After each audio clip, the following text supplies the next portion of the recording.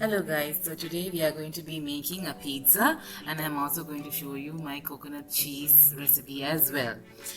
First of all, these are the ingredients. I have some potatoes, some garlic, some coriander leaves, green chili, onion and some pineapples.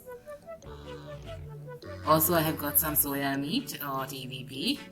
This has been hydrated with water. Put some oil to a pan. And to this, first of all, we have to put in the soya meat or the TVP and let it fry a little bit.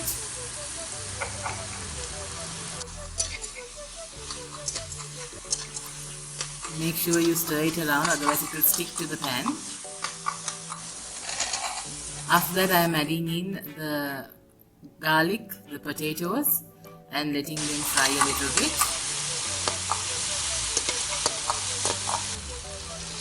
To this I am adding in some tomato sauce.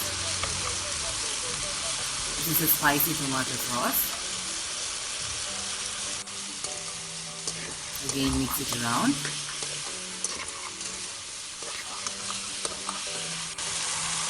Some chili flakes. Green peas. Mix it around.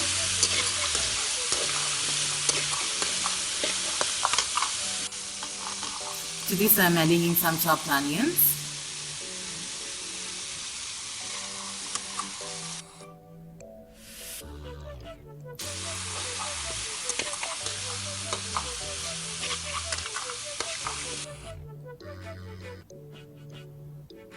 And now I am adding in some pineapples. Mix everything together. Some salt. You can also add any kind of herbs which you have, like oregano. At the moment I did not have oregano, so I am using some cilantro or coriander leaves, and also I am using some green chilies as well. Mix everything together. So this is going to be my topping for the pizza. This is my coconut cheese, 2 cups of coconut milk, adding some salt, some garlic. And here I am adding in some tapioca starch. If you do not have tapioca starch, you can use some agar. Mix everything together. This is some marmite and some lime or lemon if you don't have lime. This is nutritional yeast. If you do not have nutritional yeast, marmite will do the trick, but if you do have some nutritional yeast, you can add about 2 spoons of nutritional yeast as well. Now you have to put a stick. If you have a stick blender, you can use that, or you can just blend it. Make sure that all the garlic pieces are nicely blended, and then you have to keep it on the fire until this mixture thickens up. So this is a very easy coconut cheese sauce which I will be using for my pizza.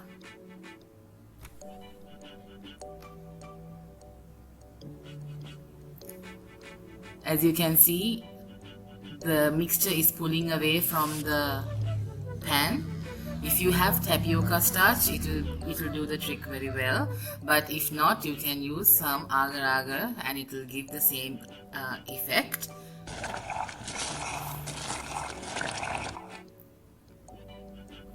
Let it thicken up. This is my yeast flatbread recipe which I use. This is the same recipe I'm using for my pizza dough as well.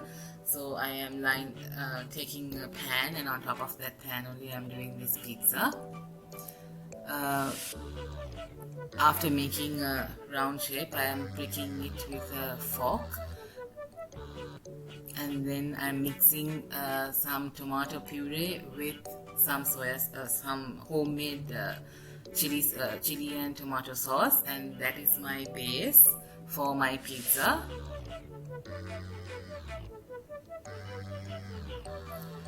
Now I'm putting on the topping.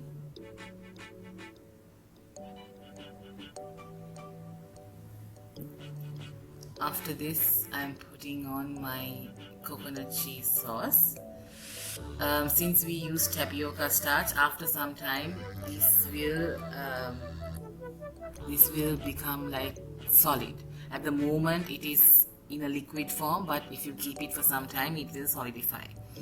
So this is the pizza, and we have to bake it in 250 degrees, and then for about 25 to 35 minutes.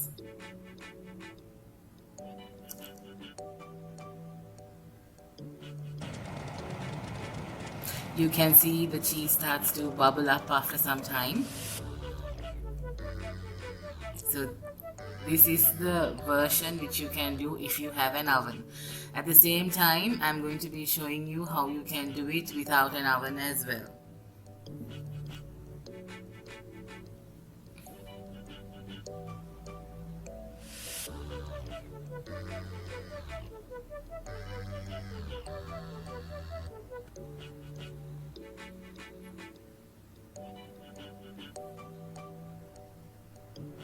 So if you don't have an oven, you can take a pan, put some oil into the pan, and then you can spread out some pizza dough on that pan. Same way which we did earlier. You need to spread it out, and then you need to prick it with a fork, and then put whatever the topping you want.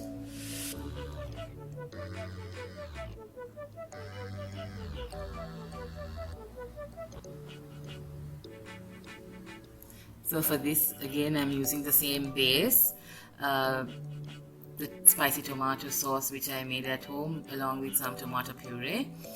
Then I'm putting in my cheese sauce. So I wanted to make it like a margherita pizza, but I did not have basil with me, so I used coriander instead. So you can use, if you have basil, you can use it, or even coriander did the trick to me. Now we have to keep another pan on the stove, and on top of that we are going to keep the pan with the pizza. This will avoid the flame directly hitting the base of the pizza. Otherwise the base will cook up, but the top wouldn't cook up much. So if there is any holes, you need to put some dough and make sure that the heat doesn't escape.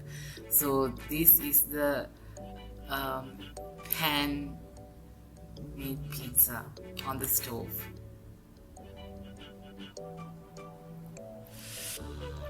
So I hope you enjoy this video, and I hope you all do this, make this at home as well, and let us know in the comment section below your experience with this. So hope you enjoy this vegan pizza. Thank you.